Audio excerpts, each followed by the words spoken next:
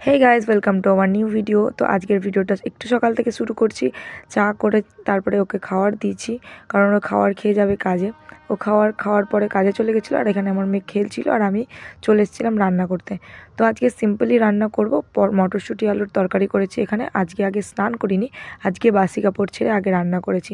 ডিমের অমলেট করেছিলাম, তারপরে পাঁপড় ভাজা ছিল আর চাটনি ছিল, যেগুলো দেখানো সম্ভব ছিল না। মানে আমি পারিনি মানে নিতে, খুব তাড়াহুড়োর মধ্যেও আমি সেই দিন ভিডিও করেছিলাম। দেখো আমি কাপড় কাচছিলাম আর আমার মেয়ে না ওই বালতির মধ্যে ঢুকে খেলছিল, আমি ওটাই দেখাচ্ছিলাম। আমি একটা ভিডিও মানে এই ভিডিওতে বলছি যে আমার মেয়েকে নিয়ে আমি কিভাবে সমস্ত কাজ সামলাই।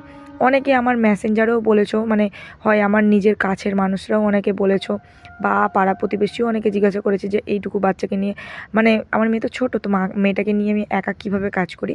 তো আমি বলবো একটাই কথা, আমার মেয়ে অনেকটাই বোঝে আর অনেকটাই ও নিজের মতন খেলতে থাকে, একটু ওকে দেখলেই হয়ে যায়।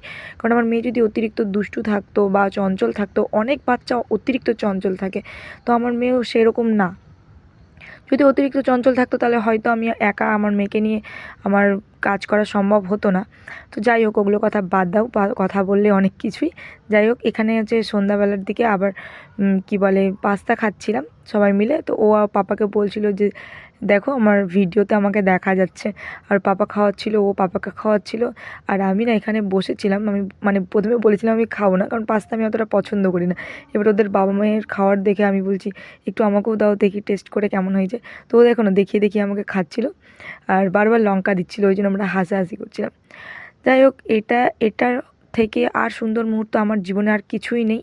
আমি এই দুটো মানুষের সঙ্গে থাকলে সব থেকে বেশি হ্যাপি থাকি। তারপরে তো বাবা মা আছেই।